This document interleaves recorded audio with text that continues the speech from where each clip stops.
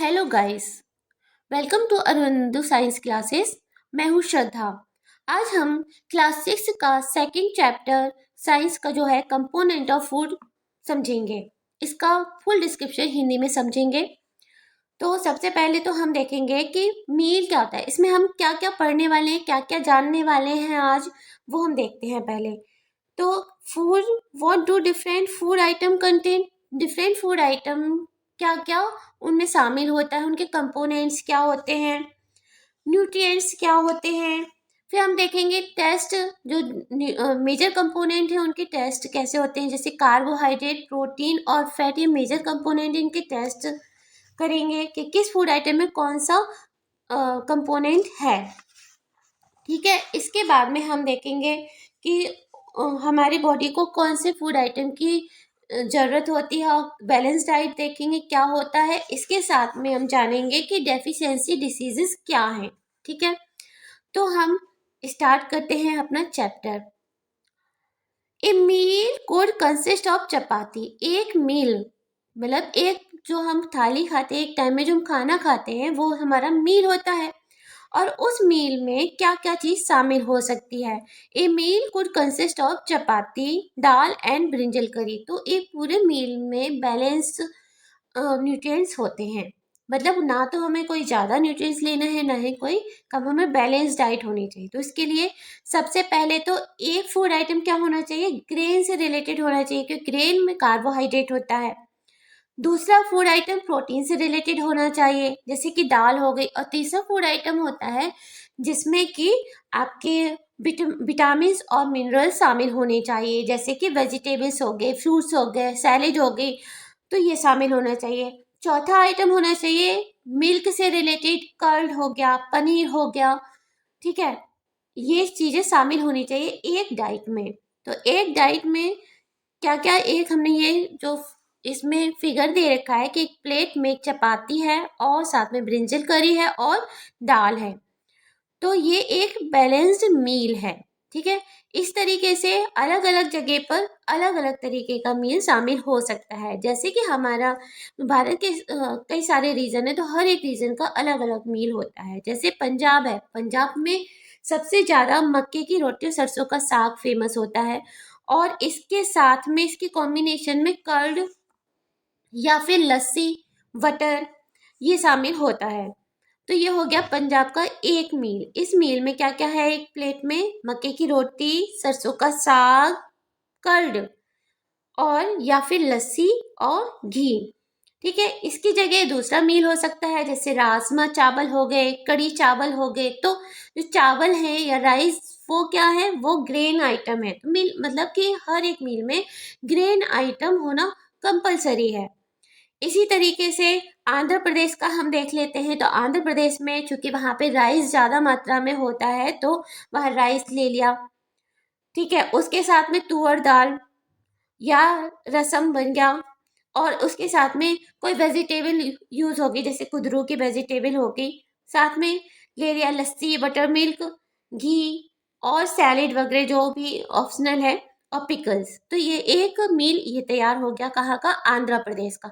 इसी तरीके से हम इसमें और भी टेबल में मील्स बढ़ा सकते हैं, जो कि रीजन के हिसाब से वो आप अपने हिसाब से कंप्लीट कर लेना, अलग अलग रीजन का देख करके। ठीक है, अब we sometimes we may not really have all this variety in our meal।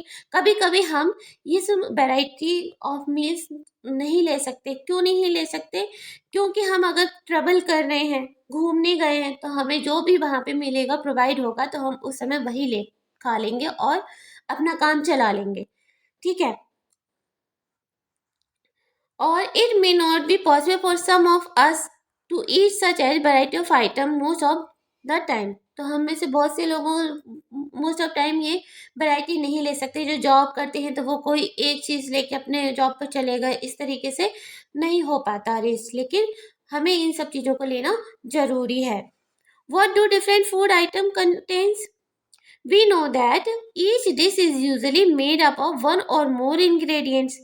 तो फूड आइटम में क्या क्या चीज़ें होती है, हमें पता है कि जो भी हम फूड आइटम बनाते हैं, वो फूड आइटम एक से ज़्यादा इंग्रेडिएंट्स को मिला करके बनाया जाता है। जो इंग्रेडिएंट्स हमें कहाँ से मिलते हैं? प्लांट और एनिमल से मिल सकते हैं।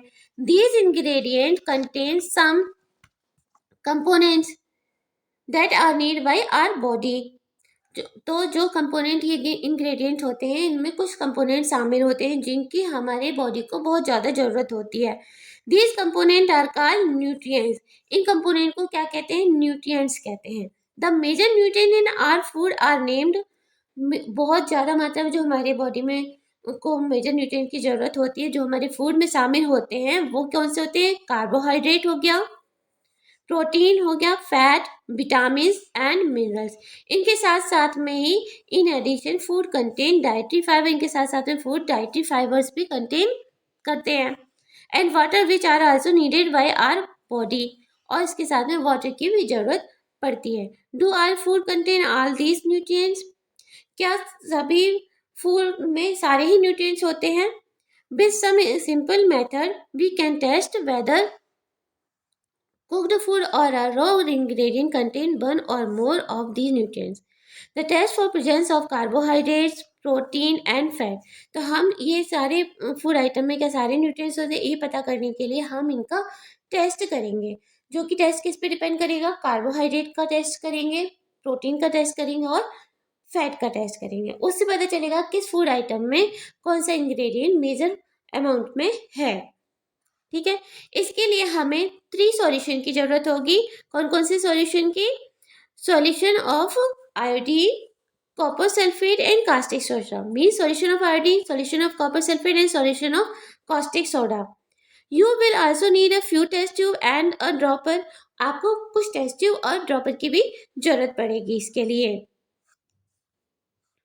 फिर आप इन सारे इसमें हम कौन कौन से मटेरियल्स यूज़ कर सकते हैं? जैसे हम इसमें कुक्ड मटेरियल और रॉ मटेरियल यूज़ कर सकते हैं। जैसे कि हमने कार्बोहाइड्रेट लिया, हमें कार्बोहाइड्रेट का टेस्ट करना है, तो हमें पता है कि इस चीज़ में कार्बोहाइड्रेट ज़्यादा मात्रा में है, तो उसका या तो हम कुक्ड आइटम ले लेंगे, जैसे कि चपाती ले लिया, राइस ले लिया बाइल, या हम रॉ मटेरियल भी ले सकते हैं। जैसे हमने वीट ले लिया, वीट का हम पाउडर पीस लेंगे। ऑब्वियसली हम आटा भी ले सकते हैं क्योंकि वो वीट का पाउडर ही है।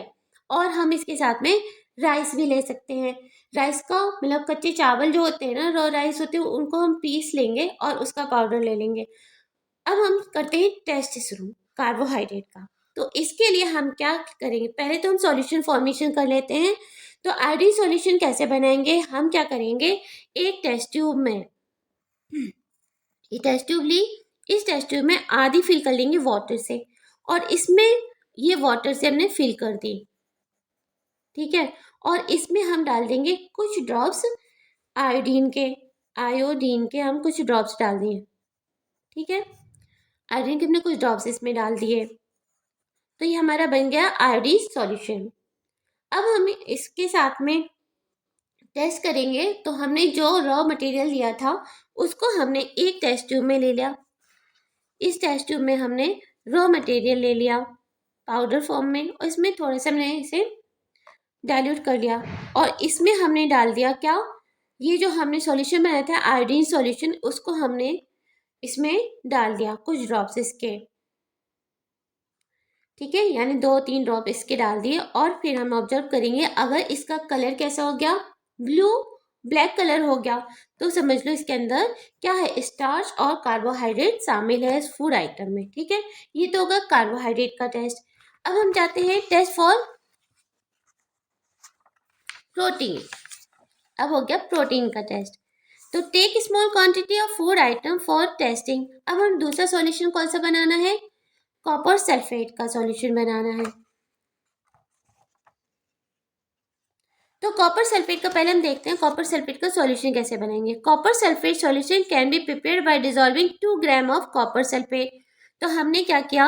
एक टेस्ट ट्यूब ली, और इस टेस्ट ट्यूब में हमने क्या किया? 2 ग्राम कॉपर सल्फेट ले लिया। कितना? 2 ग्राम कॉपर सल्फेट लिया, और इसको हमने डिसॉल्व कर दिया 100 ml ऑफ वाटर में। ठीक है, ये बन गया हमारा। तो हम पहले क्या करेंगे? 100 ml से थोड़ा सा कम वाटर ले लेते हैं, और उसमें हम 2 ग्राम डिसॉल्व करेंगे, और फिर इसको मैनेज कर देंगे 100 ml तक। ठीक है, तो ये हमारा बन गया copper sulphate solution.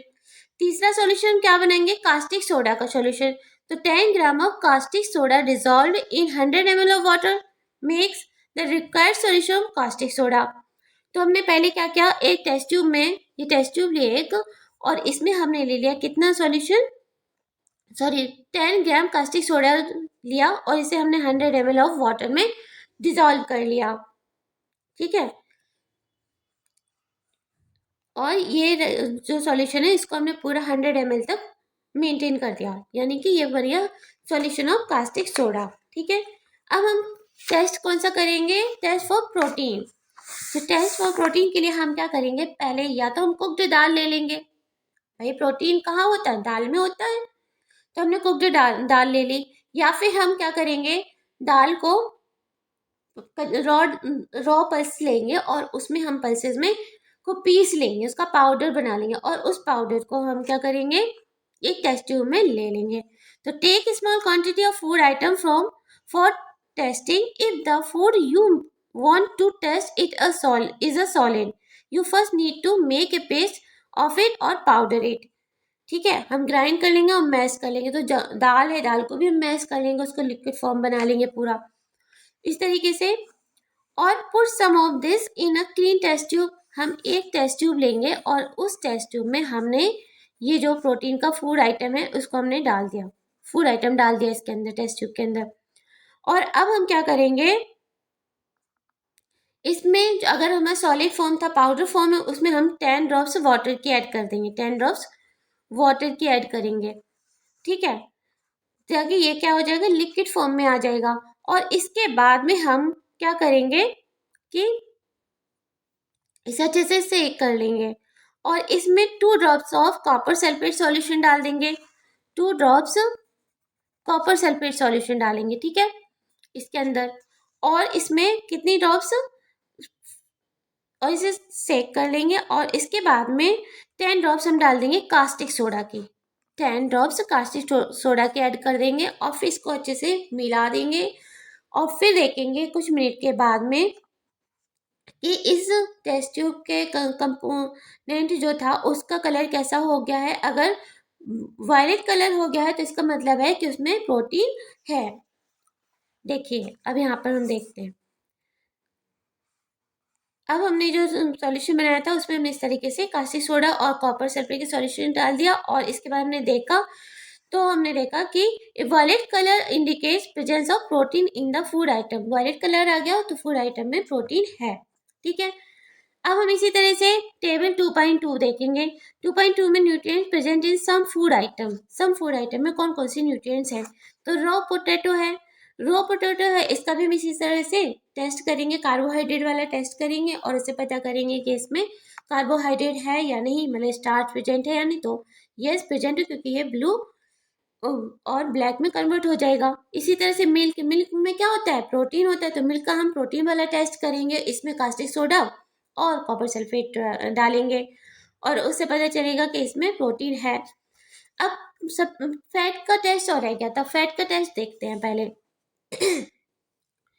Test for fat, इसका टेस्ट करने के लिए सबसे पहले हम रॉ मटेरियल में, क्योंकि सीड्स में ही फैट होता है यानी ऑयल होता है, जैसे कि मस्टर्ड सीड हो गया, ग्राउंडनट सीड हो गया, इनमें क्या होता है, ऑयल होता है। ये तिल का सीड्स है, इनमें सब में ऑयल होता है। तो जिनमें ऑयल होता है उन सीड्स को हमने लिया और उनका हमने पाउडर या ग्राइंड किया। उसको किस तरह से करेंगे, एक हम पेपर लेंगे, पेपर के अंदर हम फूड आइटम को रखा, जो भी सीड्स है, मस्टर्ड सीड है या हमने ग्राउंडनट सीड लिए या फिर हमने उसमें तिल के सीड लिए, जो भी लिया उसको हम पेपर में रखेंगे और उसको फोल्ड कर देंगे। जैसे ये पेपर है, इस पेपर में हमने यहाँ पे रखा, इसको फोल्ड कर दिया और फोल्ड करने के बाद में इस पे हम किसी भी चीज़ से इसको पीस देंगे, उसको ग्राइंड कर देंगे इसी में रख कर। तो इसमें ड्रॉप्स आ जाएंगे, छोटे छोटे से ड्रॉप्स ऑयल के आ जाएंगे, तो उसमें से ऑयल रिमूव होगा, तो ऑयल के ड्रॉप्स इस पेपर पर आ जाएंगे। तो उससे हमें पता चल जाएगा अगर ऑयल के पेपर पे ऑयल के ड्रॉप्स आ गए, इसका मतलब है उसमें फैट शामिल है। ठीक है, तो ये हो गया फैट का टेस्ट। अब हम देखते हैं यहाँ पर टेबल नंबर 2.2 में ग्राउंडनट दिया है। ग्राउंडनट में क्या होता है, स्टार्च होता है नहीं, प्रोटीन होता है थोड़ी मात्रा में, लेकिन हमें इसमें किसका टेस्ट करा, फैट का, इसमें फैट प्रेजेंट है। अनकुक्ड पाउडर्ड राइस है, मीन्स रॉ राइस है, तो इसका भी कौन सा कार्बोहाइड्रेट का टेस्ट होगा, उसमें कार्बोहाइड्रेट प्रेजेंट होगा, मतलब स्टार्च प्रेजेंट होगा।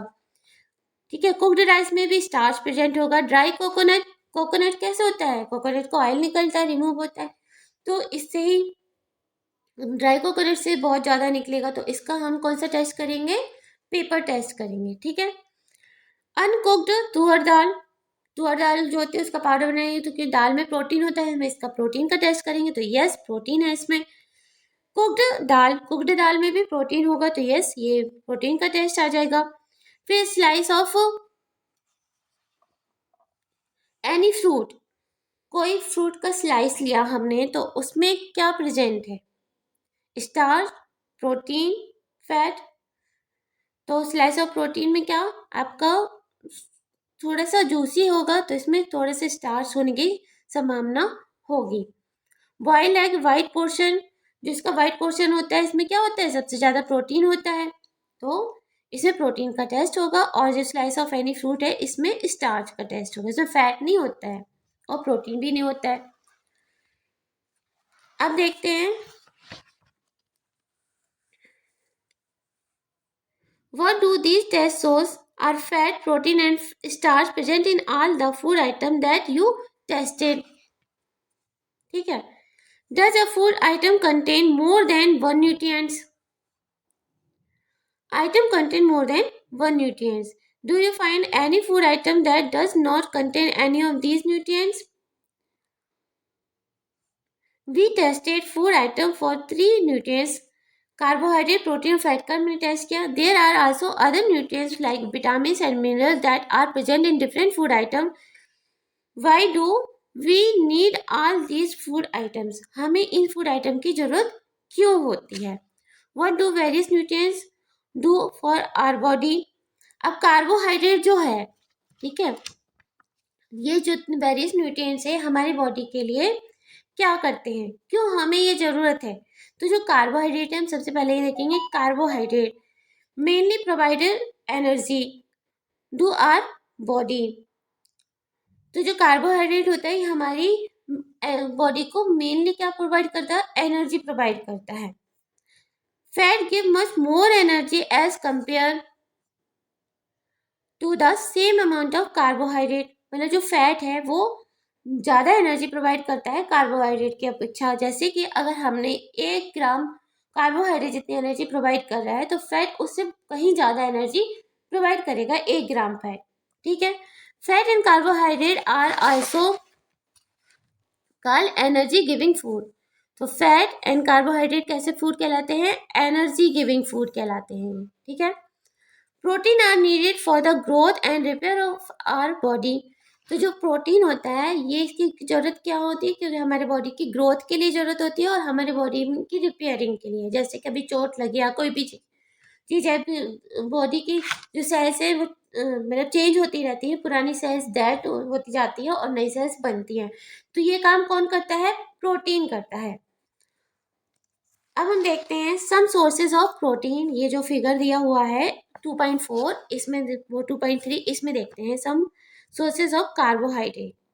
तो कार्बोहाइड्रेट किन किन चीज़ों में होता है, स्वीट पोटैटो शकरकंदी, पोटैटो आलू, शुगर केन गन्ने में, पपाया पपीता, ठीक है, मेलन्स में, और मैंगो में, मेज में मीस मक्के में, और किसमें, बाजरा हो गया, राइस हो गया, व्हीट हो गया, इन सब में क्या होता है, कार्बोहाइड्रेट सबसे ज्यादा होता है। ठीक है, अब आते हैं मेनली ग्रेन्स हो गए आपके जितने भी राइस वगैरह सब हो गया। अब इसके बाद देखते हैं कि इसमें कौन सा फैट जो है इसके सोर्सेस क्या है, sunflower oil, mustard oil, coconut oil, soybean oil, और इसमें ग्राउंडनट हो गया और ये हो गए नट्स हो गए। ठीक है, अब इसके बाद देखते हैं सम सोर्सेज ऑफ फैट्स में और भी हैं, जैसे कि ये तो प्लांट सोर्स थे, ये ऊपर ये जो है ये प्लांट सोर्स है इसके, और इसके एनिमल सोर्सेज कौन कौन से हैं, इसमें आ गया मीट हो गया जो फैट के सोर्सेज हैं, फिश ऑयल हो गया, एग हो गया, इसमें क्रीम हो गया, मिल्क, बटर, घी, क्योंकि मिल्क हमें किससे प्राप्त होता है, एनिमल से ही प्राप्त होता है, इसलिए एनिमल सोर्स हो गया। ठीक है, अब इसके आगे देखते हैं हम। नेक्स्ट फिगर है 2.5। इसमें प्रोटीन के सोर्सेज बताएंगे। प्रोटीन के सोर्सेज जो प्लांट्स सोर्स हैं वो कौन से हैं? पीस हो गई, जितनी भी दालें हैं, ग्राम्स, मूंग, तुअर दाल, बीन्स और सोयाबीन। सबसे ज्यादा प्रोटीन किस में होता है? सोयाबीन में सबसे ज्यादा प्रोटीन पाया जाता है। अब हम इसके देखते हैं एनिमल सोर्सेज ऑफ प्रोटीन क्या है। तो इसमें सबसे पहले फिश आ गई, फिश में बहुत ज्यादा प्रोटीन होता है। मीट हो गए, मिल्क हो गया, मिल्क ऑब्वियसली हमें एनिमल से ही मिलता है। एग, इसमें भी सबसे ज्यादा प्रोटीन होता है। Protein are often called body building food. Protein को क्या कहते हैं? बॉडी बिल्डिंग फूड कहते हैं, क्योंकि हमारी बॉडी की रिपेयरिंग और ग्रोथ के लिए बहुत ज्यादा जरूरी कंपोनेंट होता है ये। Vitamin help in protecting our body against disease. जो विटामिन होते हैं वो उनका काम क्या होता है? वो हमारी हेल्प करते हैं, जो डिसीजेज होती हैं, बीमारियां होती हैं, उनसे हमारे शरीर को बचाने का, या अगर हमें बीमारी हो गई तो उससे हमारे शरीर को किस तरह से सुरक्षित रखें, इस पर ये हेल्प करते हैं vitamin. Vitamin are of different kind known by different names. Some of these vitamins are vitamin A, vitamin C, vitamin D, vitamin E and K. There is also a group of vitamin called vitamin B complex. एक group है vitamin B complex का जिसमें कि सभी vitamin होते हैं। Vitamin B1, B2, B3, B6, B5, B12, ये सारे विटामिन इसमें शामिल होते हैं। Needs are type of vitamin in small quantity. हमारे शरीर को सभी तरह के विटामिन की स्मॉल, बहुत छोटी सी मात्रा की जरूरत होती है। Vitamin A keeps our skin and eyes healthy. Vitamin A जो होता है वो हमारी आंखों को हेल्दी रखता है और स्किन को भी हेल्दी रखता है। Vitamin C help body to fight against many diseases. Vitamin C जो होता है ये सिट्रस फ्रूट में पाया जाता है और ये सबसे ज़्यादा हमारी बॉडी को दूसरे डिसीजेस से लड़ने की क्षमता प्रदान करता है। ठीक है, vitamin D help our body to use calcium for bones and teeth. Vitamin D क्या होता है? जो हम कैल्शियम अपनी मतलब लेते हैं दूध से या किसी भी चीज से, तो वो कैल्शियम किस तरह से हमारी बॉडी में एब्सॉर्ब होगा, हमारी बोन्स तक पहुंचेगा, हमारे टीथ तक पहुंचेगा। तो ये इसमें हेल्प कौन करता है? Vitamin D. Food that are rich in different vitamin are shown in figure. अब ये देखते हैं हम इस फूड में कौन कौन से फूड में कौन से विटामिन होता है। विटामिन ए किस में पाया जाता है? मिल्क में। फिश ऑयल होता है, इसमें सबसे ज्यादा विटामिन होता है। मैंगो में हो गया, कैरेट में और पपाया में। ये सबसे ज्यादा विटामिन कौन सा होता है? ए होता है।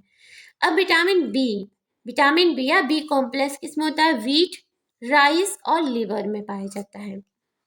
ठीक है, विटामिन सी क्या है और किसमें होता है? विटामिन सी होता है आपका जितने भी खट्टे फल हैं उन सब में विटामिन सी होता है। जैसे कि ऑरेंज है, ठीक है, गुआवा है, अमरूद, टोमेटो, आंवला, नींबू, लेमन और चिली। अब आप लोग कहोगे चिली तो चटपटी होती है, खट्टी तो होती है, फिर इसमें विटामिन सी क्यों होता है? क्योंकि इसमें इतना ज़्यादा विटामिन सी होता है कि उसकी वजह से ये मिर्च चटपटी लगती है खट्टे की जगह। ठीक है, इसमें सबसे ज़्यादा विटामिन सी पाया जाता है चिली में भी।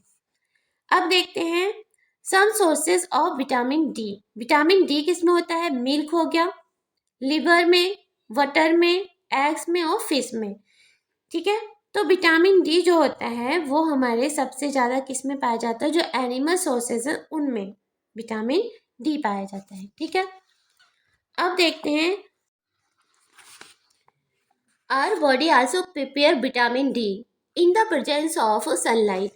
हमारी बॉडी जो है सनलाइट की वजह से विटामिन डी का फॉर्मेशन करती है। ठीक है, लेकिन nowadays insufficient exposure to sunlight is causing vitamin D deficiency in many peoples. तो इस समय क्या है कि लोगों को अपनी ब्यूटी की ज़्यादा फिक्र होने लगी, तो सन टैनिन होता है। सन टैनिन की वजह से वो धूप में बैठना पसंद नहीं करते। दूसरा, लोगों के पास इतना टाइम नहीं है, लोग जॉब कर रहे हैं तो उस वजह से वो धूप में नहीं बैठ पाते हैं। तीसरा, घर ऐसे बनने लगे हैं कि जहाँ पे धूप आती नहीं, तो पॉसिबल नहीं हो पाता धूप लेना, तो इस वजह से लोगों को विटामिन डी की डेफिशिएंसी होने लगी। अब देखा जाएगा वो most food items usually have more than one nutrients. Mostly food item में एक से ज़्यादा न्यूट्रिएंट्स पाए जाते हैं, लेकिन उनमें एक न्यूट्रिएंट सबसे ज्यादा मात्रा में होता है, मेजर अमाउंट में होता है। You may have notice this while recording your observation in table 2.2 की ऑब्जर्वेशन करते समय हमने देखा था कि वहां पे सबसे पहले जो हमने टेस्ट किए थे ये भी टेबल में, तो टेस्ट में हमने पता करा था कि एक कंपोनेंट सबसे ज्यादा मात्रा में होता है किसी फूड आइटम में और दूसरा कंपोनेंट उससे कम मात्रा में होते हैं। जैसे कि रॉ पोटैटो में हमने टेस्ट किया तो इसमें पता चला कि स्टार्च सबसे ज्यादा मात्रा में इसमें है और इसके बाद में प्रोटीन फैट ये कम मात्रा में। इस तरह से ग्राउंडनट में फैट ज्यादा होता है और दूसरे कंपोनेंट कम मात्रा में पाए जाते हैं। ठीक है, तो for example rice has more carbohydrate than other nutrients. Thus, we say that rice is a carbohydrate-rich source of food. Besides, these nutrients are body needed dietary fibers and water. In nutrient के अलावा हमारी body को dietary fibre और water की जरूरत होती है। इनकी जरूरत क्यों होती है? डाइजेशन के लिए। तो बल्कीनेस, डाइटरी फाइबर हमारे स्टमक को डाइजेशन सिस्टम को बल्कीनेस देता है और जो वाटर होता है ये डाइल्यूट फॉर्म करता है जिसकी वजह से डाइजेशन अच्छी तरीके से हो पाता है। So beside these nutrients, our body needed dietary fiber and water. Dietary fiber are also known as roughage. Roughage is mainly provided by plant product in our food. तो roughage कहाँ से provide होता है? जो plant food होते हैं वही देते हैं। Whole grains and pulses, potato, fresh fruits and vegetables are main sources of roughage. Roughage does not provide any nutrient to our body. Roughage जो होता है वो हमारी बॉडी को कोई न्यूट्रिएंट प्रोवाइड नहीं करता पर ये हमारे बॉडी को bulkiness but is an essential component of our food and added to its bulk। तो ये बल्क प्रोवाइड करता है, मतलब कि इसकी वजह से जो फूड होता है वो ज़्यादा मात्रा में दिखाई देता है जिसकी वजह से उस पर डाइजेशन अच्छी तरीके से हो सकता है। This help our body get rid of undigested food, जो कि हमारी बॉडी को अनडाइजेस्टेड फूड को निकालने में मदद करता है। ठीक है, अब हम देखते हैं some sources of iodine. Minerals जो होते हैं, मिनरल्स के सोर्सेज क्या हैं? तो आयोडीन के सोर्सेज कौन कौन से होते हैं? जैसे जिंजर हो गया, फिश हो गई, और जो आयोडीन के सोल्यूशन जो होता है वो अधिकतर सी फूड में पाया जाता है। नमक होता है जो, उसमें भी आजकल आयोडाइज्ड नमक चलता है जो। ठीक है, दूसरा हमारा सोर्स क्या है? फास्फोरस। फास्फोरस किसके लिए जरूरी होता है? हमारे बोन्स के लिए जरूरी होता है। और फास्फोरस किस में पाया जाता है? मिल्क में, बनाना में। ठीक है, और जो ग्रेन्स होते हैं इनमें भी फास्फोरस होता है। आयरन, आयरन जो होता है हमारे ब्लड के लिए बहुत जरूरी है। जो आरबीसीज होती हैं वो आयरन से ही फॉर्म होती हैं। तो जो आयरन है वो किस किस में पाया जाता है? आपके लिवर में, और जो भी फ्रूट है जैसे एप्पल हो गए और पालक होगी, जो भी ग्रीन लीव्स वाली फूड है उनमें सब में आयरन बहुत ज़्यादा मात्रा में होता है। अब है कैल्शियम। कैल्शियम भी हमारी बोन के लिए बहुत ज़रूरी होता है और ये किस में होता है? मिल्क और एग। ठीक है, इनमें कैल्शियम होता है। अब देखते हैं कि water help our body to observe nutrients from food. Water हमारी बॉडी को हेल्प करता है और एब्जॉर्ब करने में न्यूट्रिएंट्स फ्रॉम फूड, फूड से न्यूट्रिएंट्स को एब्जॉर्ब करने में हमारी बॉडी को हेल्प करता है। It also help in throwing out some waste from body as urine and sweat. ये आल्सो इसमें हेल्प करता है हमारी बॉडी की जो टॉक्सिक सब्सटेंसेज हैं उनको बॉडी से बाहर निकालने में। या तो ये यूरिन के थ्रू निकाल सकता है या फिर ये स्वेट्स के थ्रू निकाल सकता है, मतलब पसीने से। ठीक है, normally we get most of the water that our body needs from the liquid we drink। तो ये वाटर हम जब पानी पीते हैं या हम मिल्क पीते हैं, जूस पीते हैं, उसके थ्रू हमारी बॉडी में ये वाटर जाता है। In addition we add water to most cooked food.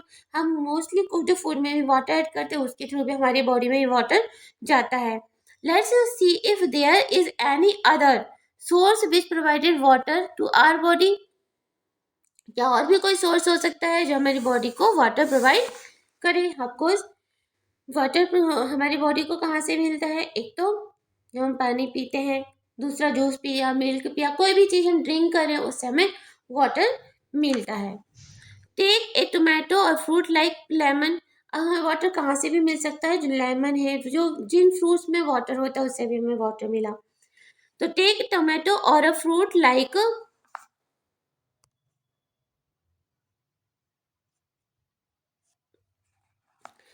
Lemon, ठीक है, cut into small pieces, do your hand get wet while doing so. तो ऐसा करने पर अगर हमने लेमन कट किया, टोमेटो कट किया, तो हमारे हैंड कैसे हो जाते हैं, गीले हो जाते हैं। कोई वेजिटेबल कट करते हमारे हैंड्स गीले हो जाते हैं। तो carefully observe whenever vegetable and fruits are being cut, peel, grated और mashed at your home, do you find any fresh vegetable और fruit that do not contain some amount of water. देखो, कुछ fruits तो water उनमें बहुत मात्रा में, तो कुछ फ्रूट्स में वाटर बहुत कम मात्रा में होता है। We see that many food materials themselves contain water. To some extent, our body need are met by this water. Apart from this, we also added water while cooking many food items. और कुछ food items को cook करने में हमें water की जरूरत भी पड़ती है, जिनमें कि वाटर बहुत कम मात्रा में होता है। ठीक है, अब बैलेंस डाइट और डेफिशिएंसी डिसीजेस हम नेक्स्ट वीडियो में कंप्लीट करेंगे। ठीक है, ये वीडियो आज यहीं पर ख़त्म होता है। Thank you. अगर आपको मेरा वीडियो पसंद आया हो या आपके लिए यूजफुल हो तो please like, subscribe and share my channel. Okay, thank you.